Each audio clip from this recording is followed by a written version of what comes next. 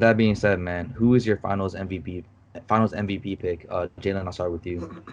I mean, if the Lakers win it, then it's Bron. I think it's interesting. AD has been kind of the anchor for the team defensively, and they produced a little bit better when he's on the floor.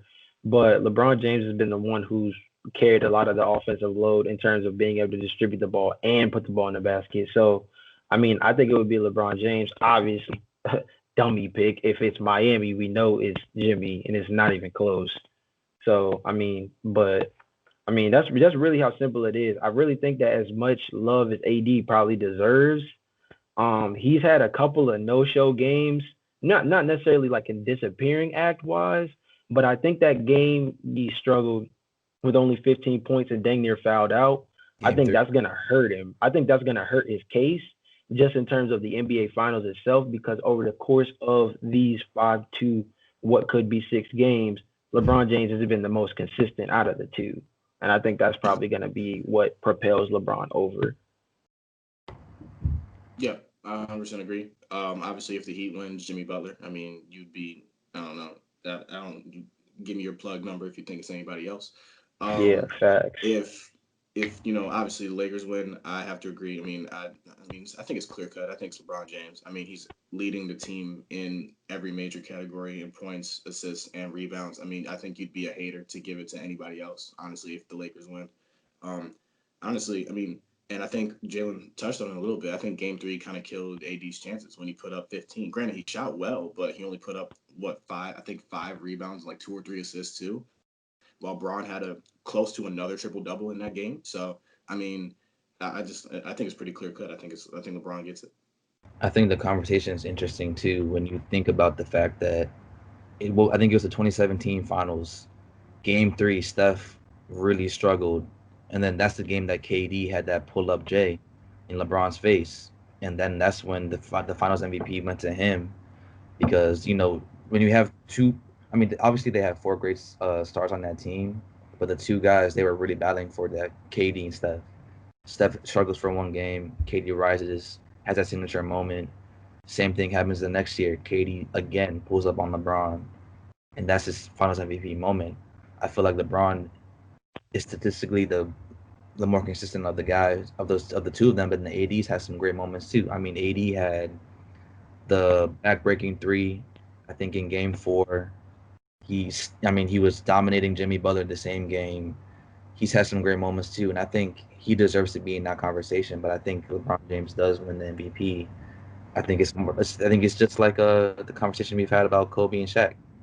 Shaq basically taught Kobe how to win and how to be a Finals MVP. If it ever becomes AD's team at one point, that's when AD wins his Finals MVP. I want to ask you guys this: if AD and LeBron get to that same level that Shaq and Kobe get to when they win 3 championships in a row, who would you take, Kobe and Shaq, or AD and LeBron? Man, Ooh, Kobe and Shaq, stop playing. I'm taking Kobe and Shaq all day, every day. One, I look, Shaq is probably one of the best, if not the best, big man to play this game. Let me say that first and foremost. Granted, I know the game has evolved. I know AD has a jumper. Man, get if Kobe and Shaq start with the ball, it's a wrap. All you gotta do is give that ball down to Shaq, because that man could back down anybody, no way, shape, or form, and he getting probably like 20 buckets in the paint alone. Granted, the matchup where I think it's interesting is Kobe and Bron, because obviously, I mean, Kobe and Bron have played each other before, and they both have had their battles, whether it be in All Star games or in regular season games or whatever you want to call it. Personally, I just think it's tough. You brought Shaq into it, and that's like prime Shaq too. I'm like, ooh, that's Yeah, prime Shaq. Now, if you're talking like Sun Shaq or Celtic Shaq, I'm definitely giving LeBron and AD that advantage. But because it's prime Shaq, I gotta give a slight edge to Kobe and Shaq. That's just me personally.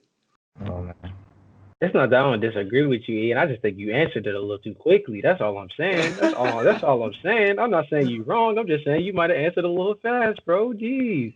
No, for real though. I mean, I think the biggest thing is like you say, the more interesting matchup is Kobe and LeBron. I really think it is that down low presence because both of those guys, in terms of Shaq and AD, I feel like their prowess is on two different ends.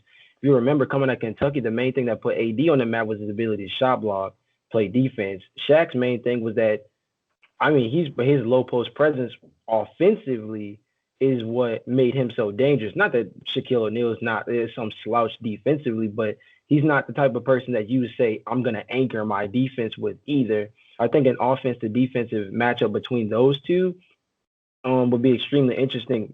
Also, off of the fact that how are we gonna go about playing this? Because I think rules have a lot to do with it. And I think, like you said beforehand, if we're gonna throw it down low in the post and it's gonna be a 15 to 20 touches that night type of thing against AD, I think AD has a rough time because Shaq's ability to finish through contact, all that shot blocking stuff is for the birds. But if we're playing it with 280. that's rough. That's rough. But then, if we're talking about it from an aspect of maybe today's game example, where maybe the ball's not thrown down as much, a lot of pick and pop stuff and things like that, AD's ability to do a lot of things away from the basket, you pull Shaq away from the basket, is he the same kind of dominant force that we know he is defensively? When you're that far away from the basket, we know what AD can do from 15 and beyond. We also know what he can do from 15 and in. So, I think that overall, I would still take Shaq and Kobe because I think their sheer will in a game like that would be imposed way too deep on any team led by LeBron James and AD. I just feel like their will in the game would just be there. But like I said, bro, that you answered mad quick. You didn't even give him a chance. I don't hesitate. Shoot or shoot, man. Shoot or shoot. Mm-hmm. I don't know. I think it does depend on the rules though, because if you're playing like early 2000s, late 90s rules, oh yeah, Kobe and Shaq, yeah, that's an easy dub. But you also have to think about the fact that like AD and LeBron can pull out Kobe and Shaq. You're not gonna necessarily have to worry about that shot blocking that Shaq has at times. Shaq is a more physical presence, but then AD is more of the, I guess you can say, like finesse defender because he can guard guards and guard forwards. He can guard anybody really, and he'll block your shit. Like he's one of the best defensive players in our generation. I I think it'll be like it's not gonna be like a dominant victory for Kobe and Shaq, but I think it'd be like I say like they win by a comfortable margin, like 5-6 points, something like that. I think it's one of the more interesting conversations.